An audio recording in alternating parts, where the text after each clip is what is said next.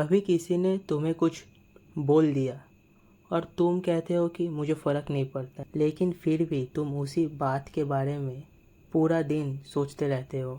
या कभी किसी ने तुम्हारा मैसेज इग्नोर कर दिया और तुम्हारे दिमाग ने उस चीज़ को लेकर 20 अलग अलग स्टोरीज बना ली।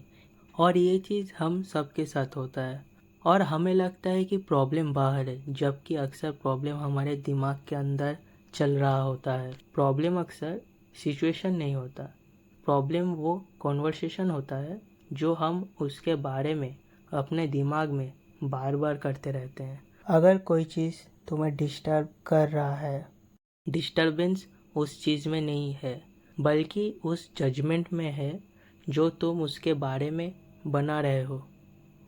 इमोशन को कंट्रोल करने का मतलब यह नहीं है कि तुम उसको सप्रेस कर दो, यह नहीं कि तुम सैड फील ही ना करो, गुस्सा आए ही ना, तुम्हें कभी डर ही ना लगे। इमोशन इंसान होने का पार्ट है, तुम रोबोट नहीं हो। वो आएंगे, लेकिन बात यह है कि तुम उनके साथ क्या करते हो, क्योंकि इमोशन इंफॉर्मेशन देता है, इंस्ट्रक्शंस नहीं।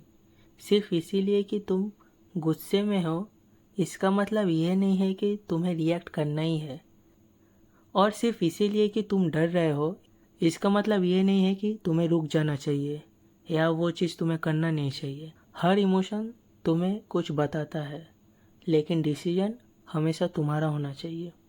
नेक्स्ट टाइम जब कोई सिचुएशन तुम्हें ट्रिगर करे, खुद से एक क्वेश्चन पूछना, क्या ये चीज़ मेरे कंट्रोल में है?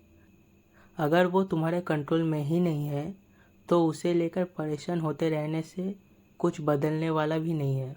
अगर वो चीज़ तुम्हारे कंट्रोल में है तो कॉम्प्लेन करने की बजाय एक्शन लो। शायद इमोशनल कंट्रोल का मतलब इमोशन को ख़त्म करना नहीं है, शायद इसका मतलब है उनके आने के बाद भी अपने डायरेक्शन को खुद चूज़ करना।